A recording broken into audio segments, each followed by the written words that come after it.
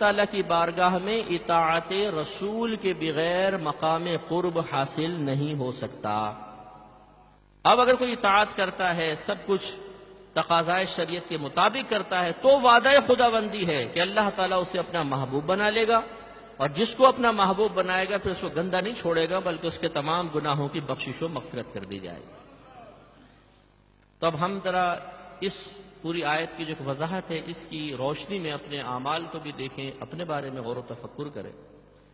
پہلی بات یہ کہ ہم مسلمانوں نے بھی محبت میں، جوش عقیدت میں کچھ ایسی چیزیں اختیار کی ہیں جس کو ہم سمجھتے ہیں کہ بہت اچھی ہیں، صحیح ہیں، اور یہ ہمیں اللہ تعالیٰ کی بارگاہ میں مقبول بھی کروا دیں۔ لیکن ان میں سے بعض چیزیں ایسی ہوتی ہیں کہ، اور وہ اکثر ایسا ہی ہوتا ہے کہ علماء سے یا مفتیان کرام سے رابطہ نہیں کیا جاتا، اپنی سوچ کے مطابق ہم کچھ چیزیں اختیار کر لیتے ہیں، اور پھر ہم سمجھتے ہیں کہ بس اب اس کے ذریعے ضرور اللہ تبارک و تعالی ہمیں مقام قرب عطا فرما دے گا، ہم سرکار کی بارگاہ میں مقبول ہو جائیں گے۔ مثال کے طور پر میں آپ کے یہاں کی بات تو بعد میں کرتا ہوں، پہلے پاکستان میں دیکھ لیں، یہ ربیع الاول کا مبارک مہینہ آتا ہے۔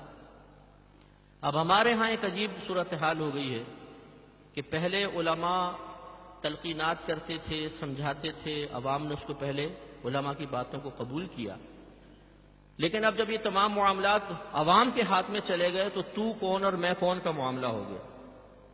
اب عوام خود اس میں ایسی لگ گئی ہے کہ آپ منع کر کے دیکھیں، وہ خراب چیزوں کو چھوڑنے کے لیے تیار نہیں۔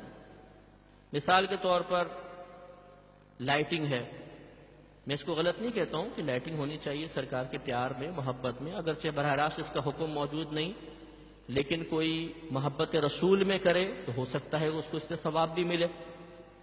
لیکن جس طریقے سے اب ہمارے ملک میں ہو رہا ہے کہ غریب ملک ہے، گھروں میں چولہے نہیں جل رہے ہیں، لوگ بیمار ہیں، علاج کے پیسے نہیں ہیں، جوان بیٹیاں گھر میں موجود ہیں، بہنیں موجود ہیں، باپ بوڑھا ہو رہا ہے، لڑکے کی شادی اس لیے نہیں کر رہے کہ پہلے 4 بہنوں کی شادی کرو گے تو پھر تمہاری شادی ہوگی، نہ ان کے لیے پیسے جمع ہو رہے ہیں، نہ اس نوجوان کے لیے پیسے جمع ہو رہے ہیں۔ ایسے ملک میں اربوں روپے کی لائٹنگ کرنا، وہ بھی کس وجہ سے؟ مقابلے بازی۔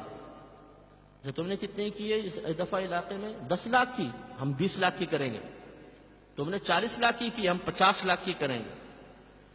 اب کی دفعہ ایک شہر میں تقریباً 22,000 چراغ جلائے گئے، چھوٹے چھوٹے چراغ سرکار کی محبت میں۔ چلیں بہت اچھی بات ہے، لیکن اتنے چراغ، اچھا اس کا نتیجہ کیا نکلا؟ دوسرا وہ میڈیا نے اس کو کوریج دی، تو ہمارے ہاں پھر اپنا نام روشن کرنے کا تو بڑا ایک جذبہ ہے نا کہ میں تھوڑا سا بھی کروں تو پھر اس کو دکھایا جائے، چودھری صاحب نے کیا ماشاءاللہ کارنامہ کیا۔ تو دوسرے شہر والے، تیسرے شہر والے اب اس مقابلے میں لگ گئے کہ تم نے 22,000 کیا تو ہم اتنا کریں گے کہ انشاءاللہ gains book of world record میں ہمارا نام آ جائے گا۔ اب وہ اس میں لگ گئے۔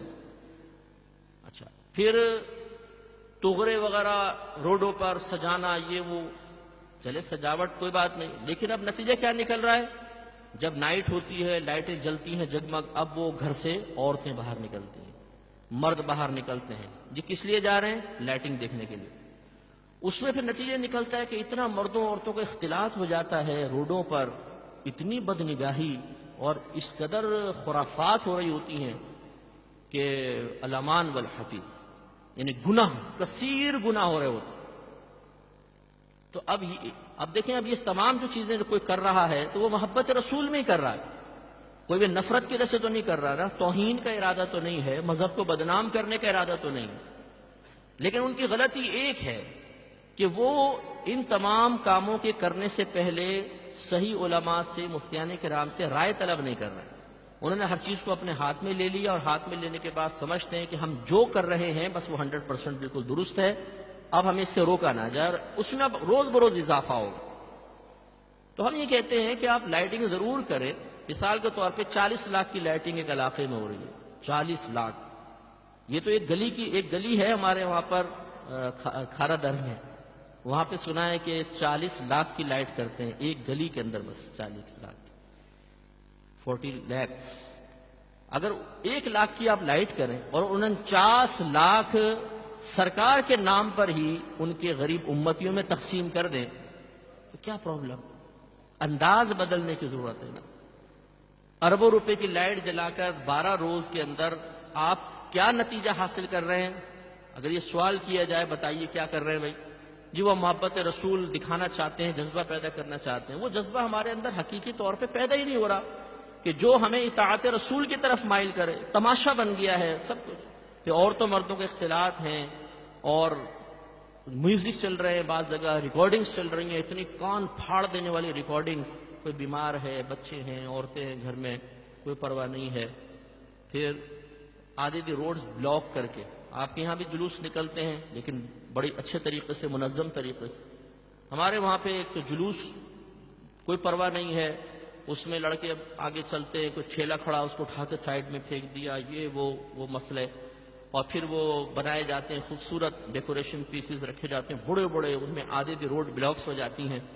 اگلے دن لوگ اگر روڈ پہ نکل رہے ہیں تو جگہ نہیں مل رہی گاڑی چلانے کے لیے، گھنٹے گھنٹے لیٹ پہنچ رہے ہیں آفیسز کے اندر۔ یہ چیزیں جو ہیں یہ قابل توجہ، اس میں حقوق العباد کی تلفی بھی ہوتی ہے اور پھر اس پہ تنقید کا موقع ملتا ہے۔ اور پھر حیرت انگیز بات یہ ہے کہ ان چیزوں کو اپنانے کے بعد بس یہیں بریک ہے اور بس ہے، بس ہم نے لائٹ کر لی ہے، ہم نے 12ویں پہ کھانا کھلا دیا ہے، ہم نے جلوس نکال دیا ہے، ہم نے نعت خوانی کر لی ہے، نعت خوانی میں شرکت کر لی ہے، بس کافی ہے۔ حالانکہ خود اس آیت میں اللہ تبارک و تعالیٰ آگے اطاعت رسول کا حکم ارشاد فرما رہا، تو اس پر ذرا توجہ کرنی چاہیے۔ اسی طرح آپ کے یہاں پر بھی جو ہے وہ خواتین کے جلوس سنا ہے کہ نکلتے ہیں، یا عورتیں بھی جلوس میں نکلتی ہیں، تو وہ شرعاً بالکل غیر مناسب ہے۔ شریعت اس چیز کی اجازت نہیں دیتی ہے کہ جلوس میں زیادہ سے زیادہ نکلنا مستحب ہوگا۔ مستحب مینز کریں تو ثواب ملے، نہ کریں تو کوئی گناہ نہیں، لیکن ایک مستحب کام کے لیے خواتین کا روڈوں پر نکلنا یہ شرعی لحاظ سے جائز نہیں ہے۔ اب وہ بہنیں مطلب بعض اوقات جلوس میں شرکت کر رہی ہوتی ہیں، پھر فوٹو بھی کھینچ رہی ہوتی ہیں آگے کھڑی ہو کر، چہرے کھلے ہوئے ہیں، بعض نے پردہ کیا ہے، بعض نے نہیں کیا ہوا، اور بدنگاہیاں ہو رہی ہیں۔ تو اس طرح کی چیزیں اختیار کرنا محبت رسول میں، اور پھر یہ سمجھنا کہ اب چونکہ ہم محبت رسول میں یہ کام کر رہے ہیں تو ضرور ہم سے درگزر کیا جائے گا، ضرور ہمارا یہ عمل اللہ کی بارگاہ میں مقبول ہوگا، یہ سوچ صحیح نہیں ہے۔